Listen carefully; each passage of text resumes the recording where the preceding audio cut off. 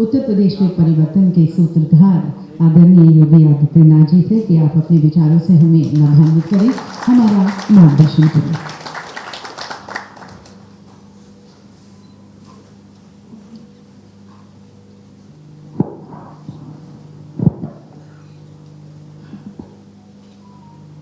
UP health take conclave के आज के इस उद्घाटन सत्र में, आज के इस यूपी हेल्थ टेक कॉन्क्लेव में यहाँ पर उपस्थित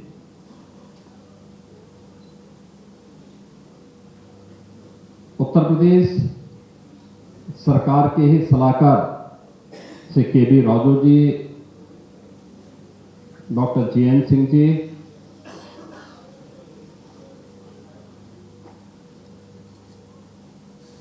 यमुना अथॉरिटीज के CEO Shri R K. Singh ji,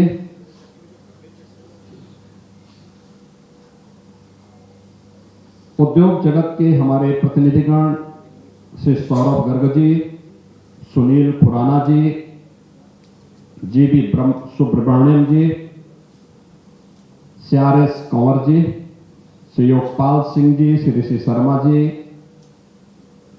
doctor Manish राजछत, Shri Vivek बीरवान जी, विभव गर्ग जी, राजीव छिब्बर जी, पवन चौधरी जी और इस फील्ड से जुड़े हुए हमारे सभी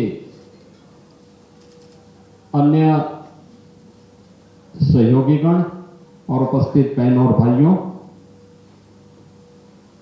मैं उत्तर प्रदेश के इस प्रथम हेल्थ टेक कॉन्क्लेव में उत्तर प्रदेश शासन की ओर से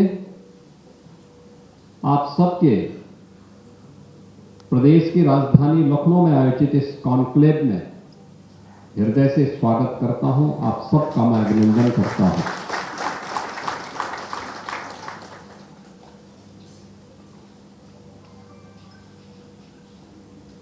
मैं इसलिए भी आप सबके प्रति हृदय से धन्यवाद देता हूं कि ये कॉन्क्लेव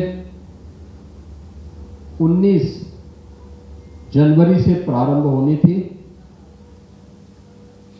लेकिन मुझे 19 जनवरी को एक विशेष कार्यक्रम में दिल्ली में मौजूद रहना है, इसलिए मैंने आग्रह किया था कि अगर 18 जनवरी को इसका शुभारंभ हो जाए तो मुझे भी इस आयोजन में भाग लेने का अवसर प्राप्त हो जाएगा। और आप सब ने मेरे अनुरोध को स्वीकार किया।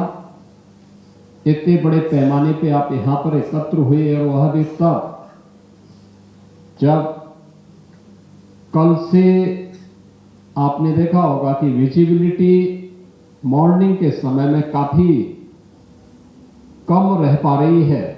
उन स्थितियों में भी आप सबकी उपस्थिति हम सबको उत्साहित करती है। मैं इसके लिए हृदय से आप सभी को धन्यवाद देता हूं और आपकी उपस्थिति के लिए आपका अभिनंदन भी करता हूं। हमारे लिए ये कॉन्क्लेव महत्वपूर्ण इसलिए भी है कि इस क्षेत्र का जो सबसे बड़ा कंज्यूमर मार्केट है वह उत्तर प्रदेश है और उत्तर प्रदेश यानी 25 करोड़ की इस आबादी के साथ ही अगल बगल के जो राज्य हैं वहां की भी और देशों की भी स्वास्थ्य सुविधाओं का भार भी उत्तर प्रदेश के अंदर आता है। उत्तर प्रदेश सरकार ने आदरणीय प्रधानमंत्री जी की प्रेरणा से, उनके मार्गदर्शन में भारत सरकार के साथ मिलकर के पिछले 8-9 वर्षों के अंदर स्वास्थ्य क्षेत्र में व्यापक परिवर्तन करने में इसको सफलता प्राप्त की है। हेल्थ इंफ्रास्ट्रक्चर को हमने आगे बहुत अच्छा करने का प्रयास किया। 2017 के पहले उत्तर प्रदेश में गवर्नमेंट और निजी क्षेत्र को मिलाकर के कुल 40 मेडिकल कॉलेजेस यूपी में थे, और आज उत्तर प्रदेश में 81 मेडिकल कॉलेजेस वर्तमान में पूरी तरह क्रियाशील हैं। 2 एम्स हैं। लगभग डिस्ट्रिक्ट लेवल स्तर के 100 से ऊपर हॉस्पिटल्स हैं जिनकी जो गवर्नमेंट के द्वारा संचालित होते हैं। CSC, PSC, health and wellness centre की एक लंबी श्रृंखला हमारे सामने है, जो दूर दराज के क्षेत्रों में भी स्वास्थ्य की सुविधाएं उपलब्ध करवाते हैं।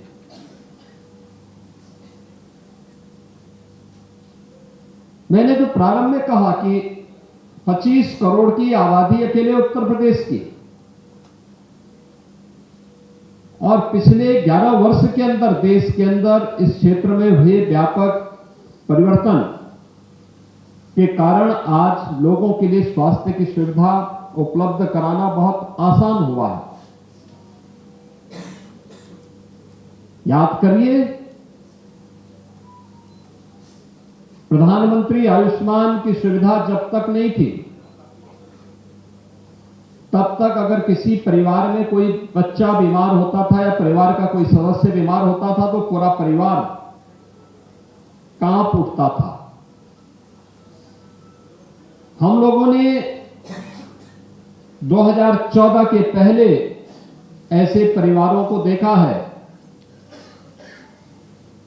कि परिवार में कोई बच्चा बीमार हुआ, पूरा परिवार उस बच्चे का उपचार करने के लिए आता था, पैसा समाप्त होता था, उसके बाद उस बच्चे को लेके जाते थे या उस बीमार व्यक्ति को वापस घर लेकर के चले जाते थे, क्योंकि तब न सरकार के स्तर पर कोई सहयोग होता था और न ही उत्तर प्रदेश जैसे राज्य में स्वास्थ्य की सुविधा इतनी मजबूत ही थी। लेकिन पिछले 11 वर्ष के अंदर स्वास्थ्य की सुविधाओं में हुए व्यापक परिवर्तन, हेल्थ इंफ्रास्ट्रक्चर का और मजबूत होना और प्रधानमंत्री जन आरोग्य योजना के अंतर्गत आयुष्मान के गोल्डन कार्ड की उपलब्धता, आज अकेले उत्तर प्रदेश में 5.5 करोड़ परिवार, 5.5 करोड़ गोल्डन कार्ड हम लोगों ने जारी किए हैं, जिन्हें हम आयुष्मान की सुविधा से 5 लाख रुपए प्रतिवर्ष स्वास्थ्य की सुविधा उपलब्ध करवा रहे हैं। जिन लोगों ने आयुष्मान कार्ड की सुविधा का लाभ, अगर वह पात्रता की श्रेणी में आता है और उसे नहीं प्राप्त हुआ तो हमने उसे मुख्यमंत्री जन आरोग्य योजना से कवर भी किया है। तमाम ऐसी श्रेणियां हैं जिन्हें हम लोगों ने अन्य सुविधाएं दी हैं, लेकिन हमारा जो स्वयं का सरकारी हेल्थ इंफ्रास्ट्रक्चर है, इसमें हम इस सब के बावजूद भी फ्री में स्वास्थ्य की सुविधा उपलब्ध करवाते हैं। यानी 5.5 करोड़ हम लोगों ने गोल्डन कार्ड तो जारी किए हैं, लेकिन ऐसा नहीं कि 25 करोड़ की आबादी में बाकी के लिए सुविधा नहीं है। सभी लोगों के लिए मेडिकल कॉलेजेज हो, डिस्ट्रिक्ट हॉस्पिटल हो, सीएससी हो, पीएससी हो, हेल्थ एंड वेलनेस सेंटर हो, इन सभी में स्वास्थ्य की सुविधा यहां पर फ्री में उपलब्ध करवाई जाती है। सभी नागरिकों को बिना किसी भेदभाव के उपलब्ध करवाई जाती है। इसके परिणाम भी सामने आए हैं। उत्तर प्रदेश के अंदर स्वास्थ्य के क्षेत्र में इस हुए परिवर्तन का परिणाम है कि मातृ मृत्यु दर को नियंत्रित करने में, शिशु मृत्यु दर को नियंत्रित करने में, संस्थागत प्रसव को नेशनल एवरेज के समकक्ष लाने में उत्तर प्रदेश ने सफलता प्राप्त की। कई जनपद उत्तर प्रदेश के ऐसे हैं जिन्होंने ट्यूबरक्लोसिस को पूरी तरह नियंत्रित करने में सफलता प्राप्त कर ली है। उत्तर प्रदेश के अंदर वेक्टर बॉर्न डिजीज की एक लंबी श्रृंखला यहां देखने को मिलती थी। 15 जून के बाद जैसे ही मानसून आता था तो किसी क्षेत्र में इंसेफ्लाइटिस, कहीं डेंगू, कहीं मलेरिया, कहीं चिकनगुनिया, कहीं कालाजार, अलग अलग क्षेत्रों में ये सभी हमें देखने को मिलते थे। लेकिन मुझे बताते हुए प्रसन्नता है, इंसेफ्लाइटिस 40 वर्ष में 50,000 बच्चों की मौत उत्तर प्रदेश के अंदर होती है। और 2017 में हम लोगों ने एक साथ मिलकर के इसके खिलाफ अभियान चलाया। अगले 2 वर्ष में इंसेफ्लाइटिस पूरी तरह से समाप्त। आज 0 डेथ है, 0 डेथ यूपी के अंदर। डेंगू हो, मलेरिया हो, कालाजार हो, चिकनगुनिया हो, पूरी तरह नियंत्रित किया गया है। लेकिन अभी भी जो प्रधानमंत्री जी कहते हैं, ईज ऑफ लिविंग के लक्ष्य को प्राप्त करने के लिए हर व्यक्ति को एक स्वस्थ जीवन प्राप्त हो, स्वस्थ दिनचर्या हो, उसके लिए इसके लिए अभी एक लंबी दूरी तय करनी है। और हम इस बात को महसूस करते हैं कि अब हमें टेक्नोलॉजी का उपयोग करके और भी इस ईज ऑफ लिविंग के लक्ष्य को और सार्वभौम स्वास्थ्य के लक्ष्य को प्राप्त करने की दिशा में एक नए कदम को आगे बढ़ाने की आवश्यकता है। और इसी दिशा से हम लोगों ने कुछ कदम आगे बढ़ाए हैं, जिसमें यमुना अथॉरिटी में जो वहां पर बनने वाले मेडिकल डिवाइस पार्क की कार्रवाई युद्ध स्तर पर आगे बढ़ी है। प्रमोट फार्मा पार्क ललितपुर में हमारा विकसित हो रहा है। यूपी गवर्नमेंट की इस दिशा में अपनी एक नई प्रक्रिया हमारी प्रारंभ हुई है। उत्तर प्रदेश पर यानी हम लोग जब अपने यहां जनपदों में देखते हैं,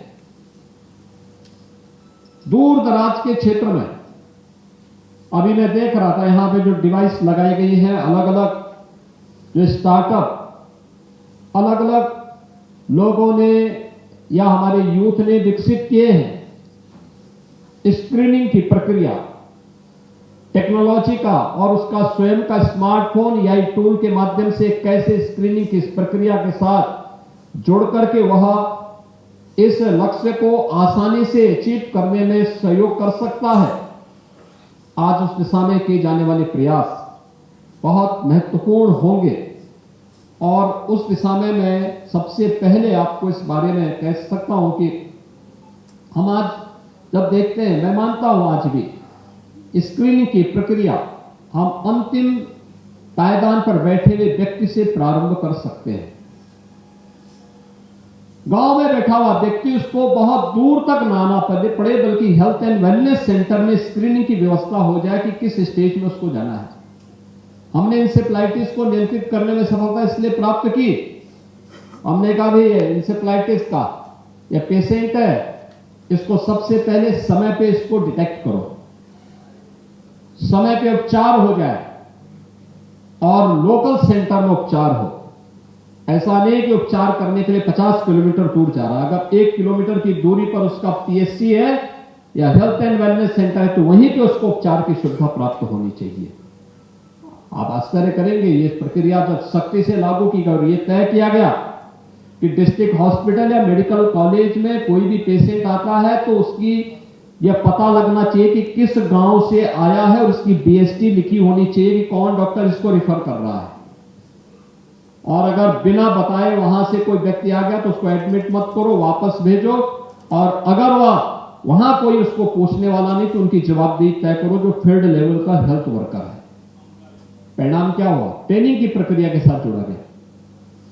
परिणाम क्या हुआ? मात्र 2 वर्ष में, 40 वर्ष में जो बीमारी एक महामारी बन चुकी थी, 50,000 मासूम बच्चों को खो चुका था जो यूपी, उस बीमारी को मात्र 2 वर्ष के अंदर हम लोगों ने नियंत्रित कर लिया, पूरी तरह समाप्त कर दिया। और मेरा मानना है टेक्नोलॉजी से संभव है। आज तो हमारे पास टेक्नोलॉजी है। मैं दुनिया के सबसे प्राचीन विश्वविद्यालय तक्षशिला विश्वविद्यालय की उस एक घटना का जिक्र जरूर करूंगा इस अवसर पर आपसे, और आज के दिन पे टेक्नोलॉजी से हम उसको कैसे आसानी से प्राप्त कर सकते हैं। कहते हैं वहां पर तक्षशिला विश्वविद्यालय दुनिया के सबसे प्राचीनतम विश्वविद्यालयों में है। उसका जो कार्यकाल है आज से 2500 वर्ष पुराना है। तक्ष ये भगवान श्री राम के छोटे भाई भरत के पुत्र के नाम पर तक्षशिला, और तक्षशिला ये तक्षशिला विश्वविद्यालय दुनिया के प्राचीनतम विश्वविद्यालयों में एक है। उसने दुनिया को सर्वश्रेष्ठ वैज्ञानिक दिए, अभियंता दिए, व्याकरण की यानी पाणिनि का व्याकरण भी उसी विश्वविद्यालय की देन है।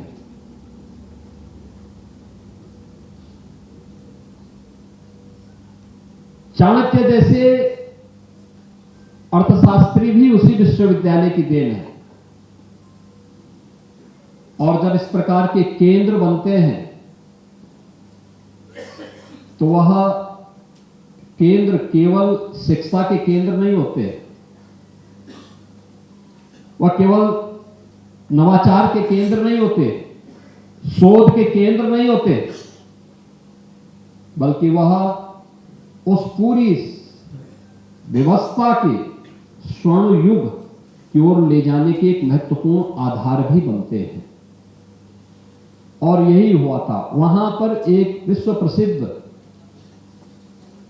औषधि वैज्ञानिक तैयार हो रहा है, वो वहां पे तैयारी कर रहा है, देख रहा है, और उसका नाम था जीवक। जीवक नाम का जो वैद्य था वो अपनी वैद्यकीय शिक्षा ग्रहण करने के लिए वहां गए थे। कई वर्ष हो गए उन्होंने वहां पर अपनी शिक्षा अर्जित की, और कई वर्ष के बाद उन्हें लगा कि उन्हें वापस अपने देश को जाना है।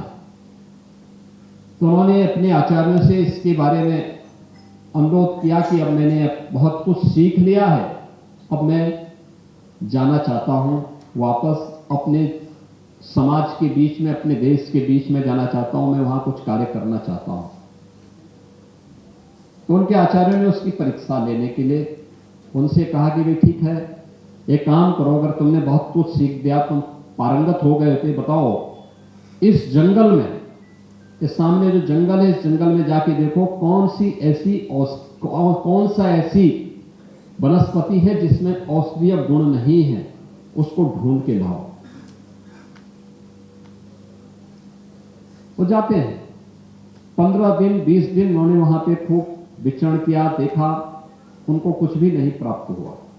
उन्होंने कहा कि नहीं, वापस आते हैं। वापस आने के बाद उन्होंने अपने आचार्य से एक ही बात कही। वापस आए तो आचार्य से उन्होंने कहा कि कोई भी ऐसी वनस्पति नहीं है जिसमें औषधीय गुण का तत्व मौजूद न हो। यानी उन्होंने उस बात को किस रूप में प्रस्तुत किया? नास्ति मूलो अनौषधय, यानी कोई भी मूल ऐसा नहीं, कोई भी वनस्पति ऐसी नहीं जिसमें औषधीय गुण न हो। और यही उनके पारंगत होने का, यानी यही उनका प्रमाण था कि हां, अब आप योग्य वैद्य हो गए हैं, अब आप समाज की सेवा सही ढंग से कर पाएंगे। और यही उनके आचार्य ने उनको कहा कि भाई अब आप जाइए, आप योग्य वैद्य के रूप में समाज की सेवा कर पाएंगे। और मैं कहता हूं, मैं बार बार इस बात को कहता हूं, भारतीय मनीषा हमेशा इस बात को कहती है, अगर नास्ति मूलो अनौषधय है तो हम इस बात को मानते हैं कि भारतीय मनीषा तो इस बात को मानती है कि अयोग्यो पुरुषो नास्ति, यानी कोई अयोग्य नहीं है, बशर्ते अयोग्य तभी कोई है जब तक कोई योजक नहीं है। एक योग्य योजक के रूप में आज सरकार की पॉलिसी आपके सामने है, सरकार की उस फील्ड से जुड़े हुए कार्य भी आपके सामने हैं।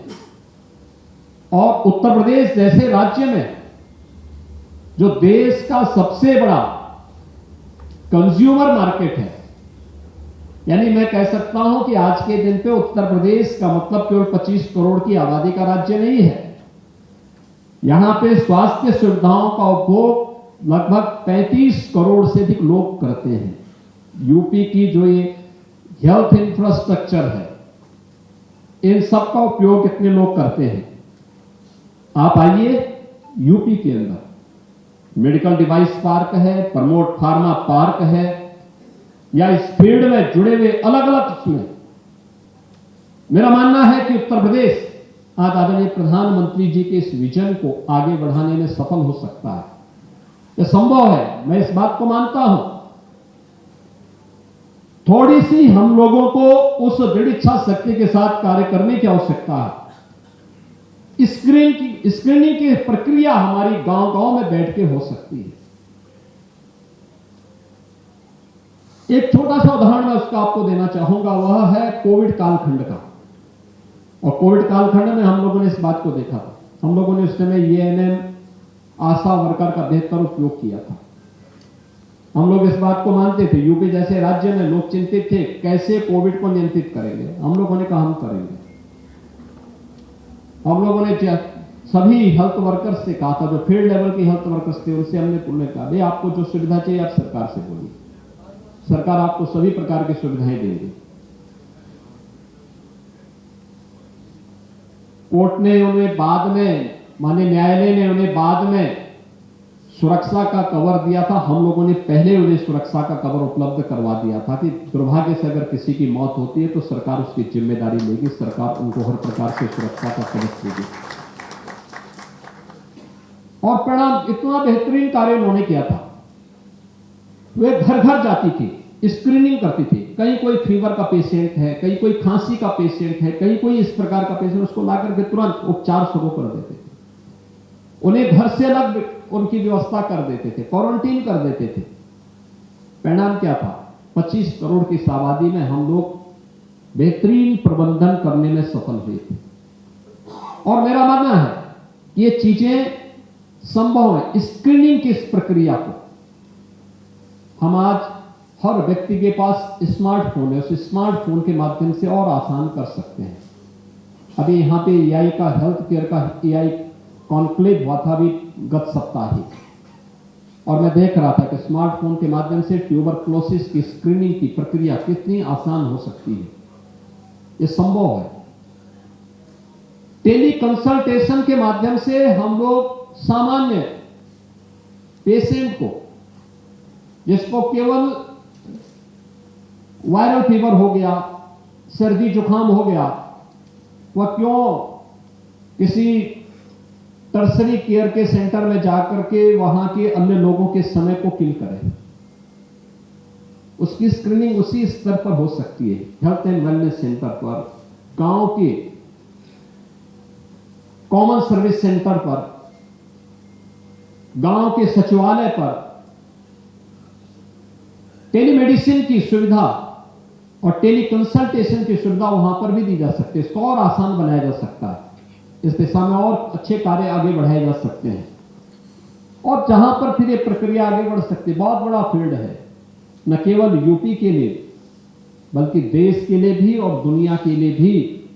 आप बेहतरीन मेडिकल डिवाइस बना सकते हैं। प्रमोट फार्मा पार्क के माध्यम से यहां पर अच्छी औषधियों का निर्माण कर सकते हैं। और ये तो आप देखिए, इस बात को जानते ही हैं कि जब क्राइसिस होती है तो याद रखना, हर व्यक्ति अपनी मोनोपोली करेगा। दुनिया आपके साथ वही व्यवहार करेगी जो आप लोगों ने कोविड कालखंड में देखा है, झेला है।